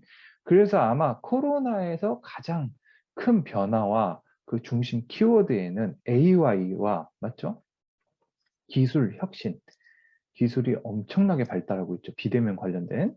그래서 어떤 특징들이 있는지 제가 짧게 보면 저희 직원들도 재택근무를 많이 하게 되었고 탈도시화, 집에서 있는 시간들이 많아졌다는 거죠. 그리고 전자상거래, 굳이 이제 오프라인 매장도 심지어 배달의 민족 같은 경우도 굉장히 다수의 매장들이 그냥 온라인 서비스만 제공하는 음식점도 많아졌죠. 그 미니멀 라이프, 당연히 우리가 뭔가를 활동적이지 않고 굉장히 간소화된 라이프 스타일을 할 수밖에 없고요. 그 다음에 가장 중요한 게 세이프티, 위생에 대한 관심이 너무나 증가했고요. 가는 곳마다 우리가 손을 씻잖아요. 가는 곳마다 온도를 재고, 그리고 세계화 태조와 지역주의 강화. 옛날에는 이제 계속 세계를 또 따라다니면서 글로벌을 지향했는데 지금 세계는 하나지만은 자꾸 자국민, 지역주의가 강화될 수밖에 없는 비대면 시대라는 겁니다. 그러다 보니까 사실은 사회적 문제가 커지잖아요. 환경 문제가 됐던 인력 문제가 됐던 그러다 보니까 자연스럽게 사회적 기업가의 역할이 증대되고 있다. 이러한 특징들을 가지고 있습니다. 그래서 뉴노멀과 문화예술이 어떻게 접목이 될 수 있냐. 막연해 하시는 분들이 있고 그 트렌드를 어디서 찾아야 되시는지 모르시는 분들이 많은 것 같아요. 그래서 제가 사이트를 좀 준비를 했습니다. 이미 지금 예술경영지원센터, 문체부 산하 많은 기관들이 미래를 대비하고 있습니다. 그래서 아트앤테크라는 사이트가 있거든요. 여기 보시면 심지어 예술과 기술이 융합한 프로젝트, 아티스트, 스토리들이 많은 사업들을 통해서 선정을 해서 인큐베이팅을 하고 디벨롭을 하고 있습니다. 그래서 이렇게 보시면 프로젝트 볼까요? 이렇게 다양한 프로젝트들이 나오는데 한번 제가 보겠습니다. 이거 한번 볼까요? 이중으로 걸어 다니는 자 프로젝트. 주요 기술이 나오죠. 가상현실, VR, 모션 캡처. 그래서 아티스트는 한국예술종합학교 산학협력단. 그래서 아니 예술과 기술이 어떻게 합쳐져요? 이러신 분들이 아직도 많다는 거예요. 근데 사실은 한예종을 비롯한 정말 뭐 카이스트에도 컬처 테크놀로지 과가 있습니다. 등등 다양한 기관에서는 이미 이러한 시도들을 하고 있어요. 네. 심지어 한예종 산학협력단에서 이런 걸 하고 있다는 거죠. 그래서 여기 보시면 이런 작품들 인터뷰도 볼 수 있고 왜 이런 것들을 했는지. 그래서 이게 아트앤테크 활성화 창작 지원 사업에 선정된 작품들입니다. 그래서 이런 것들이 상당히 많다는 거예요. 놀랍게도. 우리가 생각할 때는 이런 게 뭐 있어? 뭐 하지만 요즘에는 뭐가 키워드입니까? 뉴노멀 시대에 뺄 수 없는 것이 바로 융합입니다. 융합. 예, 하여튼 그냥 우리가 음악으로만은 생존할 수 없는 시대에 도래한 거죠. 그렇기 때문에 타 장르와의 융합, 이거는 여러분들이 반드시 생각하셔야 되는 중요 트렌드라고 제가 말씀을 드리고 싶습니다. 그래서 시간 되실 때 이 아트앤테크라는 사이트 검색해 보시면 요즘의 트렌드 어떻게 융합하는지 많은 인사이트를 얻으실 수 있을 것 같습니다. 그래서 그 예술경영지원센터에서는 심지어 예술 해커톤이라는 창업 지원 사업을 통해서 다양한 기관들을 지원을 하고 있는데요. 이게 얼마 전에 나온 보도 자료입니다.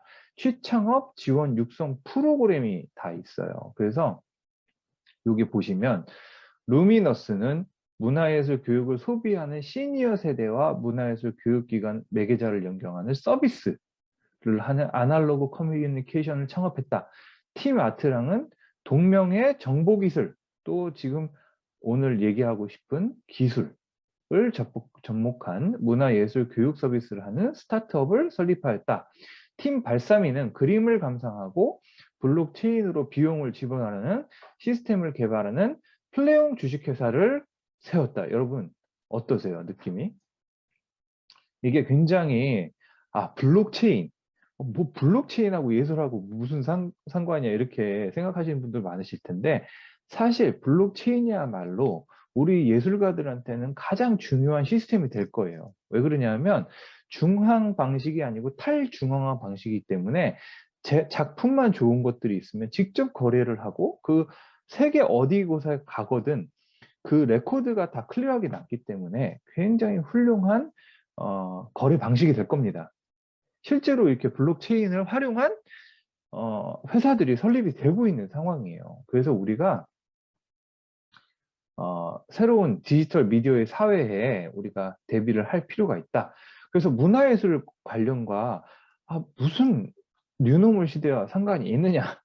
심지어 창작 사업도 그리고 비즈니스도 이렇게 관계가 있다라는 것을 제가 좀 샘플로 준비를 해봤습니다. 그렇다면 취업 관련 이슈에 대해서 제가 말씀드리겠습니다.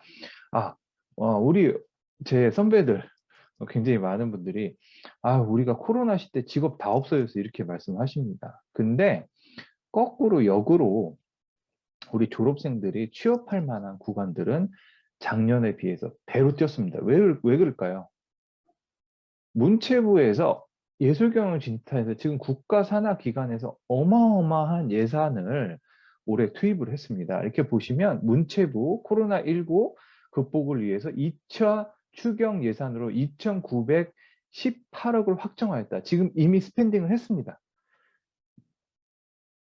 그래서 추경 그러니까 공연 예술 인력 지원 사업을 통해서 얼마 전에 공연 결과를 발표를 했는데요. 여러분들 이 놀라운 자료를 한번 보실까요? 이게 다 선정된 자료입니다. 이렇게 보시면 지금 이게 총 인원수거든요. 실제로 인원을 뽑는 인원이란 말이죠. 클래식 음악 분야만 해도 이렇게 많은 업체 수가 277개에 이른다는 거 여러분들이 보실 수가 있어요. 그래서 제가 말씀드리고 싶은 거는 코로나로 인해서 오히려 일자리, 취업할 구간은 훨씬 많아졌다는 거예요. 근데 우리는 막연하게 코로나니까, 자영업이 힘드니까 일자리가 없겠지라는 굉장히 편견에 사로잡혀 있다는 거죠. 그 다음, 음악 관련된 활성화 지원 사업도 많이 생기고요. 이건 상반기 때 얘기입니다. 상반기 때 이미 4,100명이 넘는 인원들을 채용을 했습니다. 어마어마하지 않습니까? 4,100명. 그래서 현장 공연 예술 종사자가 심지어 3,500명이다. 그래서 저희 회사는 이 사업을 통해서 4명의 인력을 지금 무상으로 지원을 받고 있습니다. 그게 금액으로 따지면 엄청난 금액이거든요. 1인당 지금 180만 원씩 지원을 받고 있습니다. 계산해 보시면 나오죠. 창업자라고 이렇게 찾아보면 지원 사업을 찾아보면 굉장히 저희한테 수혜받을 수 있는 것들이 많다는 겁니다. 그럼 예전에는 선생님 이런 것들이 없지 않았냐 이런 선생님들의 질문이 있을 수가 있어요. 그래서 제가 또 준비를 했습니다. 그렇지 않습니다. 올해 보시면 아르코 좌페어라는 게, 좌마켓이라는 게 있어요. 재작년부터 했어요. 그래서 이거 보시면 그 국가 그 예술연수단원이라는 제도를 통해서 이렇게 다양한 기관에서 많은 친구들을 예, 보조금을 통해서 매칭을 하고요. 끝도 없습니다. 이게 페이지로 따지면, 기관으로 따지면 345, 앞서 말씀드린 사업하고 다르게 아르코에서 연수단원이라는 트랙을 통해서 따로 또 선정을 하는 거예요. 대충 보시면 숫자가 나오시죠? 기관이 345명이면 도대체 몇 명을 뽑는다는 거예요. 한 명을 뽑는 기관은 거의 없다는 거죠. 네, 그리고 이건 또 다른 겁니다. 예술경연지원센터에서 또 다르게 진행을 한 거군데요.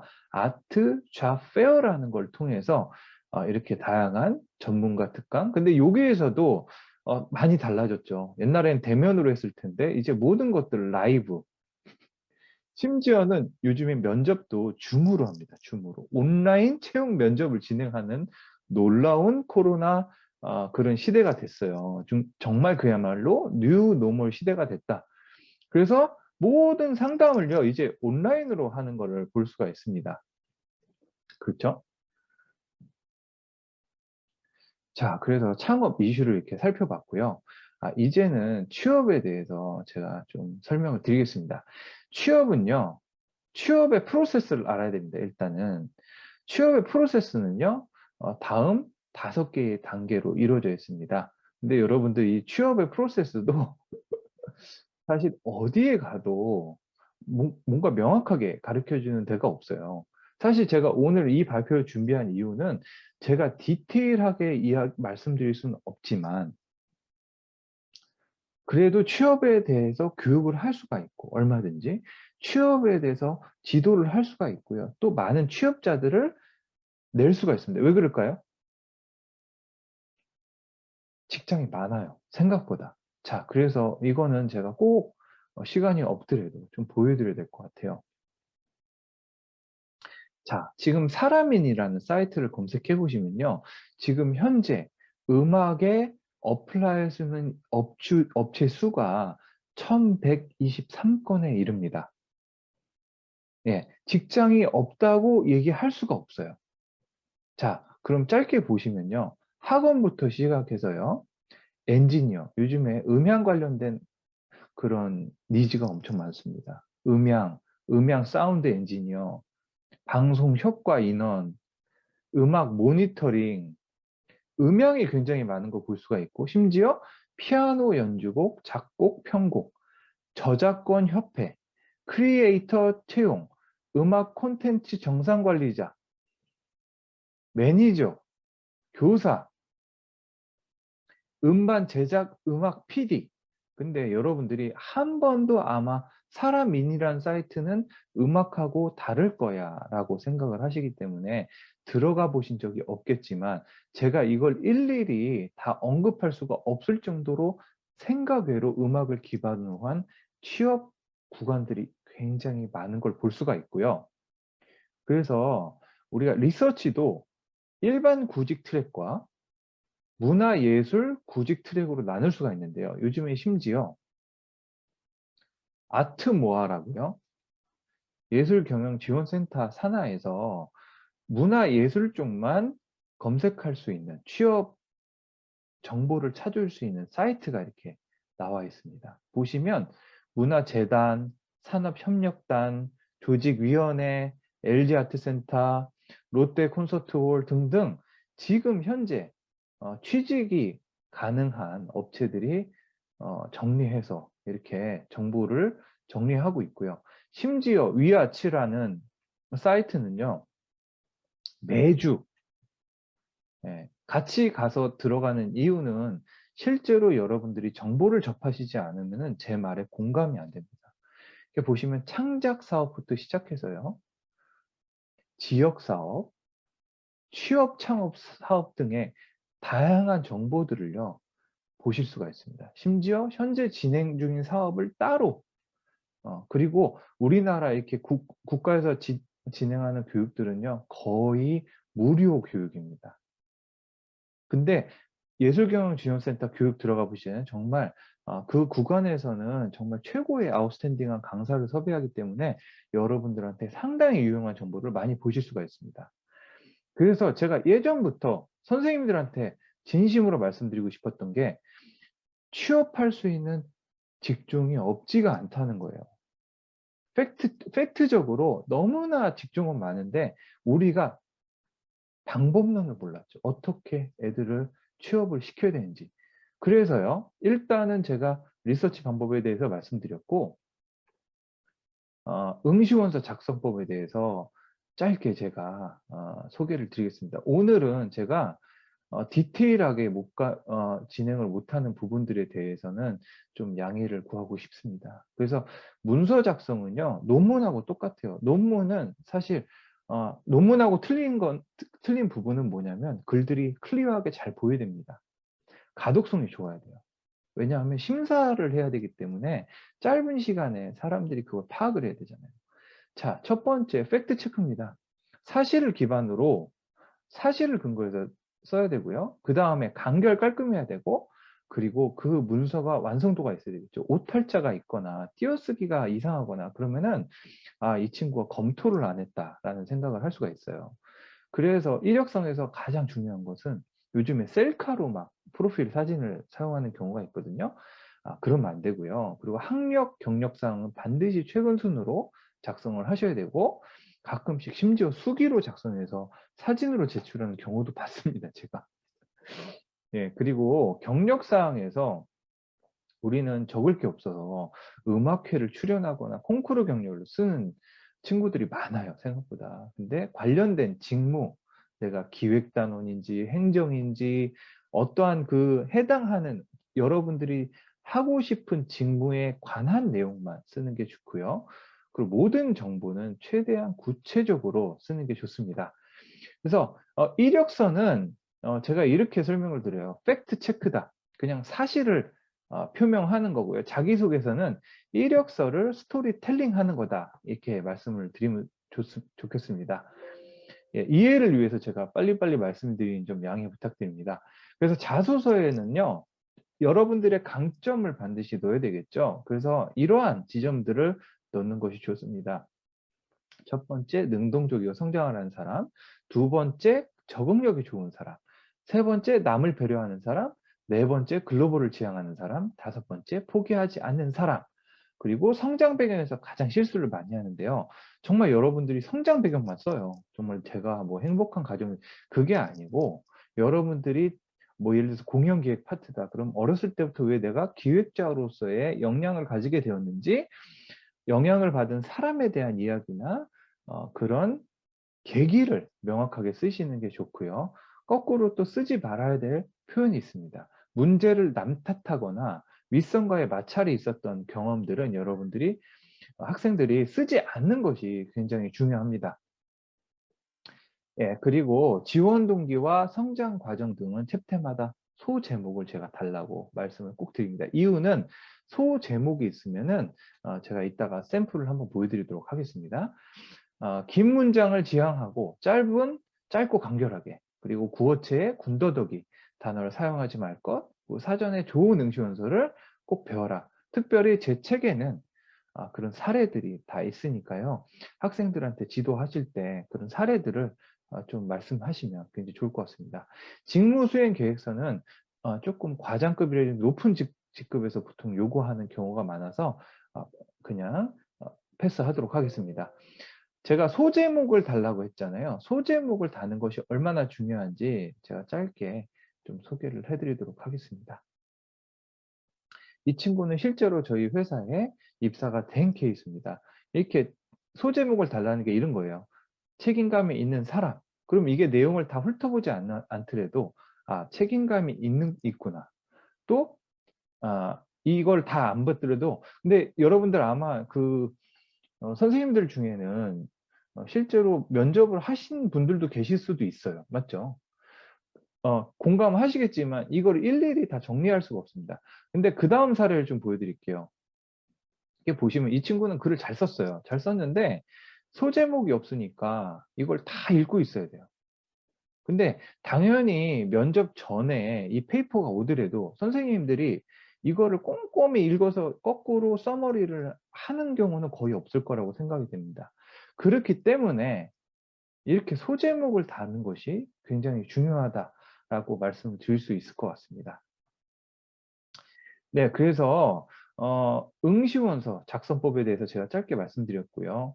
또 취업 면접 노하우. 사실은 서면 평가도 중요하지만 면접은 더 중요합니다. 왜냐하면 말하자면 콩쿨로 따지면 쉽게 얘기하면 파이널 본선이잖아요. 근데 사실 면접에 대한 우리 음대 학생들이 경험이 없다 보니까 뭘 준비해야 될지 몰라요. 그래서 제가 이렇게 좀 정리를 해본 거거든요.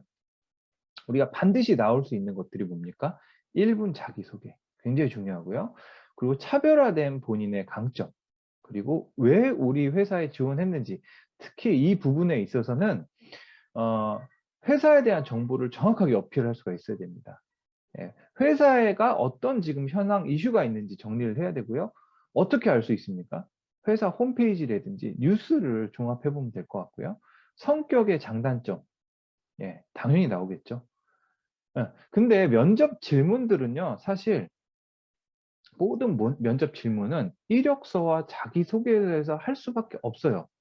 생뚱맞게 면접관이 막 할 수가 없기 때문에 모든 정답은 본인이 작성한 이력서와 자기소개서에 있다고 생각하시면 될 것 같아요. 그리고 마지막 할 말이 있는지 이렇게 꼭 물어볼 때가 있어요. 심사위원이. 그러면은 준비가 안 된 친구들은 모르는 친구 정말 없다고 하는 친구들이 있어요. 근데 이거는 의지를 물어보는 겁니다. 그래서 반드시 저는 이렇게 해서 이러한 의도로 여기 입사를 응시하게 됐습니다. 그렇기 때문에 이러한 부분에서 누구보다 잘할 자신이 있습니다. 뽑아주신다면 최선을 다하겠습니다. 이렇게 끝내야 되는데 정말 많은 친구들이 없습니다라고 얘기할 때마다 그런 얘기를 들을 때마다 제가 면접관으로서 굉장히 아쉬울 때가 많습니다. 그래서 예상 면접 질문에 대해서 살펴봤고요. 그렇다면 어떤 기관에서는 사람들을 원하는가? 당연히 회사에 대해서 관심이 많고 그리고 직무에 대한 경험이 많아야지 현장에 투입됐을 때 바로 할 수가 있을 거 아닙니까? 그리고 성공 경험이 많은 사람, 당연히 성공적인 커리어를 가진 사람을 선호하겠죠. 그리고 당연히 사회성이 좋아야지 관계가 좋고 뭔가 배려를 하고 직장 분위기가 좋아지겠죠. 그리고 끈기 있는 사람, 이건 뭐냐면은 뭔가 프로젝트를 줬을 때 어떤 사람은 포기하고 어떤 사람은 끝까지 하는 사람도 있어요. 그래서 반드시 여러분들의 경력을 적절하게 문서상 그리고 면접상에서 클리어하게 사례를 통해서 표명할 필요가 있습니다. 그리고 호감 가는 답변 태도가 정말 중요한데요. 명확한 센텐스가 중요합니다. 그래서 반드시 결론부터 얘기해라. 두 갈식이 사실 되게 어렵은데 결론부터 얘기해야지 딱 심사위원들이 그 키워드가 각인이 됩니다. 그리고 자신 있는 말투, 거만한 말투가 아니고 저는 이러이러한 이유로 이렇게 생각합니다. 차분하고 자신 있는 말투가 중요하고요.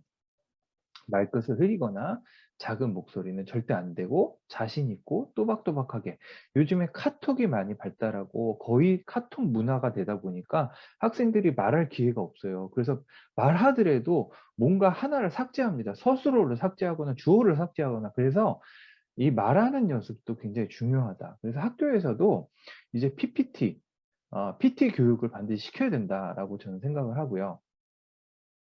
가끔씩 제출한 자소서를 숙지를 안 해가지고 내용을 까먹는 친구가 있고 회사에 대해서 정확하게 어필을 못하는 친구들이 많아요. 생각보다. 그렇기 때문에 제출한 자소서를 반드시 숙지하고 회사에 대한 정확한 정보를 파악해서 얘기하는 것 그리고 내가 왜 이 회사에서 뽑아야만 하는지 그 타당한 논리를 형성하셔서 어필하셔야 됩니다. 마지막으로 제가 말씀드리고 싶은 거는 면접 전에 반드시 부모님을 모아놓고 친구들을 모아놓고 모니터를 하라고 제가 강하게 말씀을 드리고 싶습니다. 제가 그래서 지금 취업에 대해서 전반적인 사실 이 7주 과정에 의해서 제가 진행하는 강의를 정말 짧게 나누다 보니까 말이 좀 빠르기도 하고 너무 아쉬운 점이 많은데 하여튼 다음에 기회가 있을 때 좀 디테일한 정보를 나누는 시간을 가졌으면 좋겠고요. 그렇다면 이 변화의 시대, 비대면의 시대 이거 우리가 어떠한 역량을 가져야 되느냐 글과 비주얼 작업에 관심을 가져야 됩니다. 그래서 무엇보다도 우리 학생들이 가장 필요한 부분은 독서가 부족하다. 책을 많이 읽어야 되는데 학생들이 책을 많이 안 읽습니다. 그 다음에 글쓰기를 많이 안 해봐요. 근데 모든 마케팅의 시작, 모든 홍보의 시작은 글과 이미지거든요. 그래서 반드시 많이 글을 써봐야 되고, 그럼 어떤 좋은 글을, 레퍼런스를 찾아야 되나요? 그래서 제가 추천해드리고 싶은 기사는 중앙일보의 김호정 기자님 글을 이렇게 보시면 굉장히 명쾌하고 위트가 넘치면서 논리가 있습니다. 그래서 굉장히 추천해드리고 싶고요. 좋은 디자인이 중요합니다. 그래서 크레이디아라든지 빈티오라든지 우리나라를 주도하고 있는 기획사의 그런 걸 보시면 여러분들이 참고하실 수 있을 것 같고요. 그 영상 제작, 요즘에 뭐 진짜 유튜브가 대세죠. 클래식도 스타 유튜버들이 있습니다. 또모라든지 클래식, 레이어스 클래식이라든지. 그리고 저는 제 학생들한테 항상 유튜브를 만들도록 권유를 합니다. 그리고 디자인도 직접 해오게 합니다. 그럼 이런 것들이 취업을 하는데 나중에 큰 자산이 되고요. 제 학생은 실제로 얼마 전 유튜브 계정을 만들어서 저하고 이런저런 작업들을 제작을 해서 올리고 있습니다. 네, 그래서 오늘 제가 너무 짧은 시간에 다양한 이슈들을 건드리냐고 제 말이 조금 바빴던 점들, 그런 지점들을 좀 여러분들이 이해해 주셨으면 좋겠고요. 그래서 뉴노멀 시대에 우리 음악 취업, 앞서 말씀드렸듯이 정부 사업 때문에 사업 기회, 취직 기회는 작년에 비해서 더 많아졌다. 그리고 제가 이 말씀을 꼭 드리고 싶습니다. 여태껏 취업이 어려웠던 이유는 뭐냐면 취업의 단계를 몰라요. 근데 경기문화재단에서 얼마 전에 올렸던 영상을 보니까 거기 취업하신 분들 정직원까지 가는데 보통 시간이 3년 정도 걸리셨더라고요. 근데 왜 그러냐면 취업도 바로 정직원으로 되는 게 아니고요. 인턴십이라든지 육아휴직 대체직이라든지 계약직을 경험하고 두세 번 정도 경험하고 정규직으로 진출할 수가 있는데 우리는 막연하게 내가 정규직으로 진출해야지. 그러니까 어려워져요. 졸업 이후에 다양한 인턴십이라든지 단기 계약직을 여러 번, 두세 번 정도 겹치고 나서 정규직으로 진출을 하는 겁니다. 학위가 학사, 석사, 박사 학위가 있듯이 직장도 마찬가지예요. 바로 정규직으로 가는 게 아닙니다. 그래서 우리 선생님들께서 학생들한테 이야기를 하실 때 졸업 이후에 직장으로 바로 어떻게 취업하는 그 그림이 아니고 일단은 다양한 인턴십을 체험하라고 지도를 해주시는 것이 학생도 마음이 편하고 선생님들도 마음이 편하고 실제로 취업 시장이 그렇습니다. 그래서 취업의 기회는 더 많아졌고 그리고 글과 비주얼라이즈 하는 비주얼 능력만 갖추는 우리 음대생들이 된다 그러면 취업하는데 오히려 어렵지가 않고요. 제가 꼭 말씀드리고 싶은 게 우리 대학교에는 진학을 하면 7번의 방학을 주어지는데 7번이나 주어지는데 이 방학을 보통 연습만 하거나 여행만 다녔어요. 이제 프레임을 바뀌고 음대생들도 취준생이 있어야 된다. 저는 그렇게 생각을 하고요. 충분한 앞서 말씀드렸듯이 사람 인만 검색해도 1200건에 육박하는 지금 어플할 수 있는 기관들이 있다. 그래서 그 기관에 대한 어떤 것들이 트렌드인지 아까 말씀드렸죠. 음향, 크리에이터, 다양한 직군들에 대한 준비들이 필요하다. 그래서 이제는 꼴찌, 음대생은 취업률이 꼴찌다. 이거는 거꾸로 올릴 수 있는 그게 가능성이 큰 거거든요. 거꾸로 경영학과 같이 취업률이 높은 데는 1% 취업률 높이기가 힘들어요. 근데 음대 같은 경우는 너무 낮기 때문에 오히려 거꾸로 이런 것들에 대한 연구, 이런 것들에 대한 준비가 있으면 얼마든지 디벨롭을 할 수 있을 거라고 생각을 합니다. 예, 그래서 저는 작년에 코로나로 인해서 정말 사업이 너무 힘들어졌었고 너무나 어려운 시간들을 보냈습니다. 근데 너무나 감사하게 다양한 그런 트렌드 관련 서적들과 코로나 이슈 책들을 통해서 비즈니스 모델들을 교육으로 많이 전환을 했고 그래서 저희는 매출이 거의 감소하지 않았습니다. 너무나 감사한 거죠. 그래서 뉴노멀 시대 우리 음악하고 예술하고 관련 없는 것이 아니고 앞서 말씀드렸듯이 너무나 관련이 있다는 거, 그리고 앞으로 정부는 그쪽으로 많은 지원이 있을 거라고 제가 말씀을 드리고 싶습니다. 그래서 뉴노멀 시대, 그리고 바뀌는 이 시대에 대비하는 음악대학이 됐으면 좋겠고요. 앞으로 또 다양한 기관을 통해서 인사드렸으면 좋겠습니다. 그래서 오늘 제 이야기가 우리 선생님들, 많은 학생들을 지도하는데 조금이라도 도움이 되길 바라면서 오늘의 제 이야기를 마무리하도록 하겠습니다. 경청해 주셔서 감사합니다.